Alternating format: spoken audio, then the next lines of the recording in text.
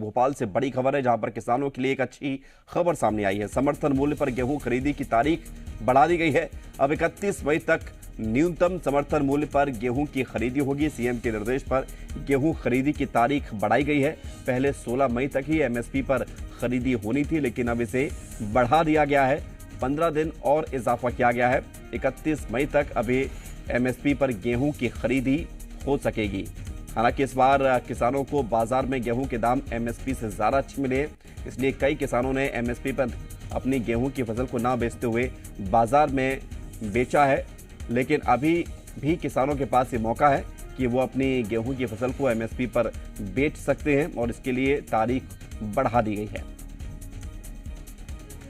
आकाश हमारे साथ जुड़ रहे हैं, जी मीडिया संवाददाता, ज्यादा जानकारी के लिए भोपाल से। आकाश, ये तारीख क्यों बढ़ाई गई, क्या फायदा होगा? किसान तो कम रुचि दिखा रहा है इस बार एमएसपी पर गेहूं बेचने के लिए, फिर क्यों?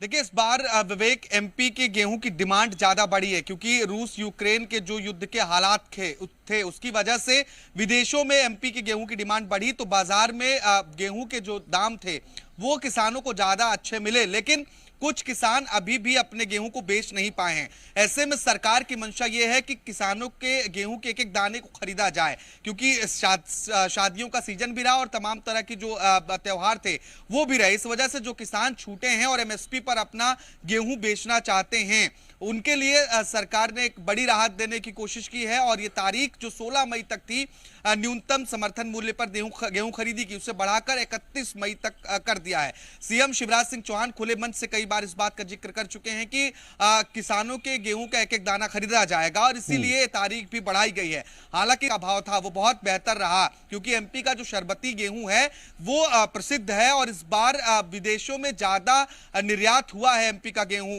अगर हम मिस्र की बात करें या फिर अन्य देशों की बात करें तो एमपी का गेहूं यहां पर सबसे ज्यादा निर्यात किया गया। लगातार सरकार की भी ये कोशिश रही है कि किसानों को गेहूं के ज्यादा से ज्यादा दाम मिले, इसीलिए एक्सपोर्टर्स से लगातार मुख्यमंत्री शिवराज सिंह चौहान ने खुद चर्चा की। बीते दिन सीएम दिल्ली भी पहुंचे थे और वहां भी एमपी के गेहूं को किस तरह से एक्सपोर्ट किया जा सके उसको लेकर चर्चा की थी। अब जो किसान रह गए हैं जिनका गेहूं नहीं बिक पा रहा है, अगर वो एमएसपी पर अपना गेहूं बेचना चाहते हैं तो सरकार ने इसकी तारीख बढ़ाई है।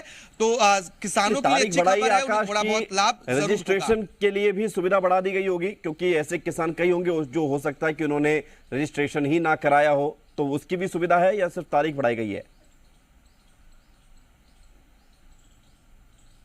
निश्चित तौर पर देखिए, तारीख बढ़ाई गई। अब रजिस्ट्रेशन भी धीरे धीरे पोर्टल पर रजिस्ट्रेशन के समय भी बढ़ा दी जाएगी और जो किसान अब तक रजिस्टर नहीं कर पाए हैं वो रजिस्ट्रेशन भी कर पाएंगे। फिलहाल तारीख बढ़ाने की जानकारी जो है वो सामने आई है, लेकिन अभी तक रजिस्ट्रेशन क्या नए जो किसान है वो दोबारा रजिस्टर कर पाएंगे आगे की तारीखों के लिए, इस तरह की जानकारी अभी तक विवेक सामने नहीं आई। आकाश, लेकिन अब सवाल इस बात का है कि 15 दिन बढ़े, निश्चित तौर पर किसानों के लिए राहत वाली खबर है। सरकार के लिहाज से भी ठीक है कि सरकार की कोशिश है कि एक एक दाना खरीदा जाए। किसानों के पास ये मौका रहेगा, विकल्प रहेगा कि वो एमएसपी पर भी गेहूं खरीद सकता है। अभी तक की स्थिति क्या है, क्या आंकड़े हैं कि कितना गेहूं खरीदा गया है और बाजार में किसानों ने कितना ज्यादा बेचा है इस बार? देखिए, इस बार जो किसानों को रुझान रहा है वो न्यूनतम समर्थन मूल्य की बजाय बाजारों की ओर ज्यादा देखा गया।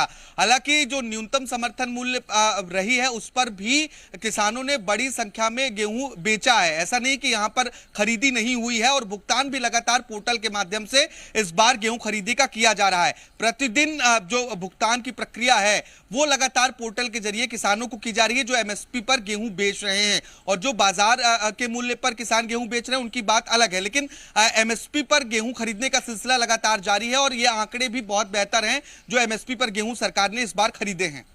बहुत शुक्रिया आपका आकाश, हमारे साथ जुड़ने के लिए और तमाम जानकारी के लिए। तो मध्य प्रदेश में किसानों के लिए अच्छी खबर है। खबरों में बने रहने के लिए आप हमारे फेसबुक, ट्विटर और इंस्टाग्राम पेज को फॉलो कर सकते हैं। लेटेस्ट अपडेट के लिए आप हमारे यूट्यूब पेज को सब्सक्राइब भी कर सकते हैं और हाँ, बेल आइकन पर क्लिक करना ना भूलें।